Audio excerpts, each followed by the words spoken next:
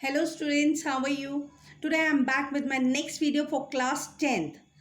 This chapter, the question of trust, is taken from the book Footprints Without Feet. The story, The Question of Trust, is written by Hort Danby. This story is about a thief who gets a taste of his own deeds. तो यहाँ पे ये जो story है the question of trust, ये लिखी गई है हॉर्स डैनबाई के द्वारा. इसमें जो ये ऑथर है वो एक चोर होता है.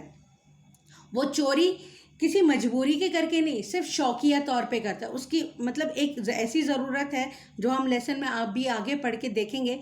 समरी में मैं आपको बताऊंगी कि वो सिर्फ उस ज़रूरत को पूरी करने के लिए चोरी करता था, वो भी साल में सिर्फ एक बार. The author steal only once in a year, जैसे मैंने आपको बताया साल में सिर्फ एक बार करता था. He is fond of books and spend most of his money in buying books. वो उसका शौक़ क्या था कि उसे किताबें पढ़ने का बहुत शौक़ था, और उन किताबों को ख़रीदने के लिए चाहे वो जितनी मर्जी महंगी हो, जो पैसे वो चोरी करता था उसमें ज़्यादातर पैसे की वो किताबें खरीद लेता था. During his burglary attempt at a big house, he studies well before entering the house for stealing from the safe.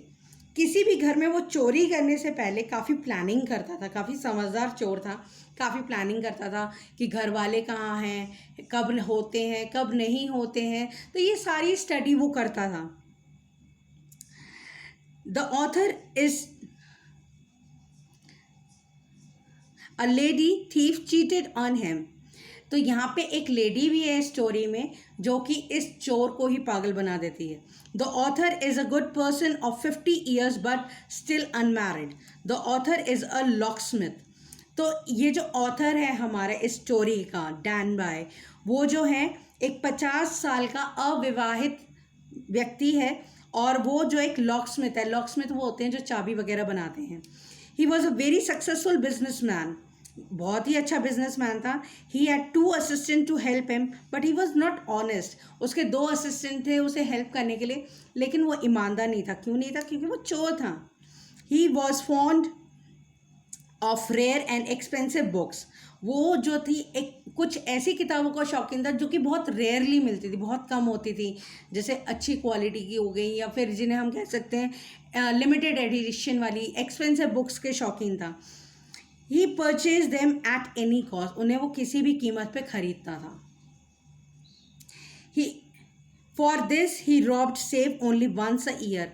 और इस शौक को पूरा करने के लिए वो पूरे साल में एक बार चोरी करता था. इतना ईमानदार चोर था. He purchase these books through agents. Agents के थ्रू खरीदता था. जैसे हमारे स्कूल्स वगैरह में आप लोग देखते होंगे सप्लायर्स आते हैं, बुक के सप्लायर्स आते हैं, तो वो लोग हमें बुक सप्लाई करते हैं. तो इसी तरीके से कुछ एजेंट्स होते हैं जिनके थ्रू वो बुक्स लेता था. He always planned before making a theft. This time he had observed the house of Shotover Grange for 2 weeks.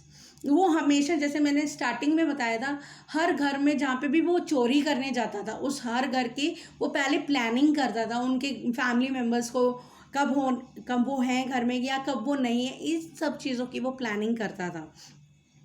तो इस बारी वो जो चोरी करने वाला था वो था शॉट ओवर ग्रैंज नाम की एक जगह थी, वहाँ पे वो चोरी करने वाला था. तो 2 हफ्ते तक उसने वहाँ पे स्टडी करा था, ऑब्जर्व किया था. He studied that the family was in London. The 2 care takers had gone for the movie. तो उसने ये स्टडी किया, जो फैमिली है वो पूरी वहाँ पे शॉट ओवर ग्रैंज की जो फैमिली थी जो वहाँ रहती थी वो लंदन में गई हुई है, और जो 2 केयर टेकर बचे हुए थे वो उस दिन मूवी देखने गए थे. तो उसी दिन वो चोरी करने का प्लान कर देता है. He jumped out behind the garden wall and came into the house. He had taken keys from the kitchen hook and open the door.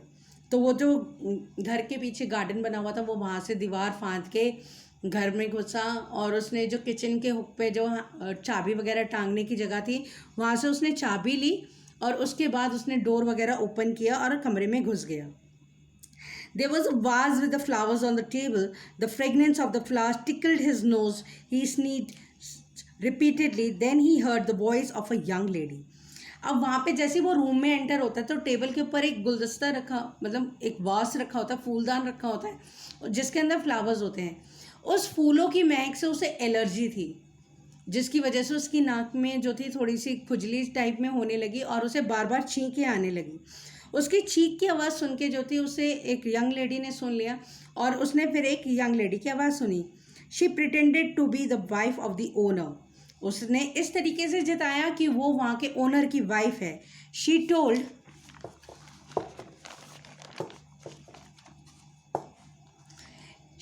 him that she had come there suddenly because she wanted her jewelry to wear them in the party. तो उसने उसे बताया कि भाई वो वहाँ पे जो है अचानक से ही आई है क्योंकि उसे जो है थोड़ी सी मतलब अपनी ज्वेलरी चाहिए थी जो कि उसे एक पार्टी में पहननी थी। Danby requested the lady to let him go. She asked him to open the safe as she needed the jewelry and she had forgotten the number of the safe. अब जो है डैनबाय जो था वो तो झेप गया था क्योंकि वो तो चोर था, वहाँ चोरी करने आया था। लेडी को क्या एक्सप्लेनेशन देता। उसने उससे माफ़ी मांगी, भाई मुझे छोड़ दो, मेरा पहली टाइम है। जो भी उसने कहा था लेसन मिल दे रखा है, you can read it, you can go through it very nicely. और कहती है कि मैं तुम्हें एक ही शर्त पे जाने दूंगी, अगर तुम जो है मेरे लिए सेफ खोल दो क्योंकि मुझे वो ज्वेलरी चाहिए और मैं अपने सेफ का नंबर जो है भूल चुकी हूँ।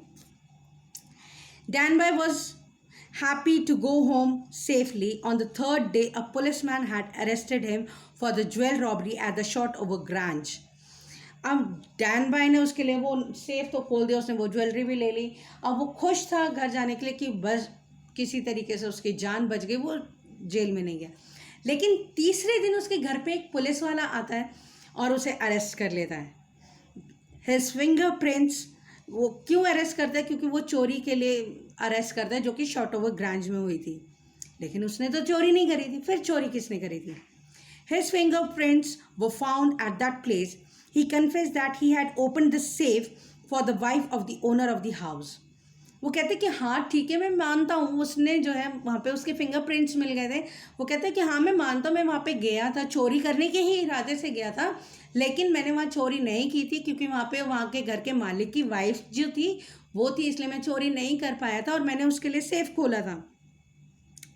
But in reality the owners wife was 60 years old lady.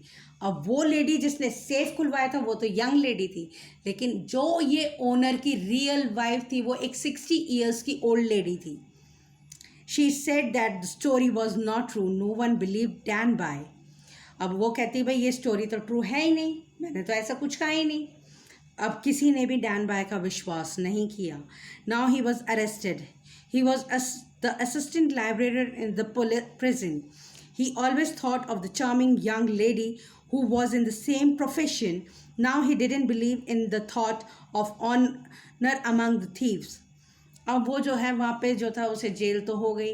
अब वहाँ पे उस जेल में उसे असिस्टेंट लेबर का काम करना पड़ा.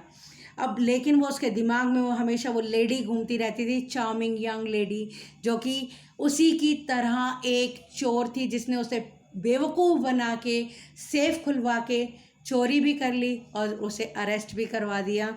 और अब उसका विश्वास इस बात पे से उठ गया था कि चोरों के बीच में कोई ईमानदारी भी होती है. इस बात से उसका विश्वास पूरी तरीके से उठ गया था.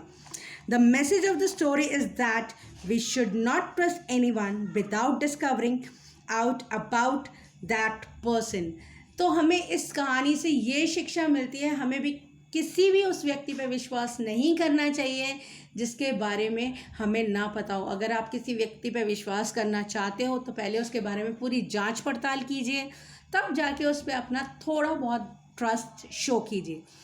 So student, I hope you have liked the story. You will do the summary of this chapter in your notebooks and also the textbook question answers in your notebooks in a very neat and clean handwriting.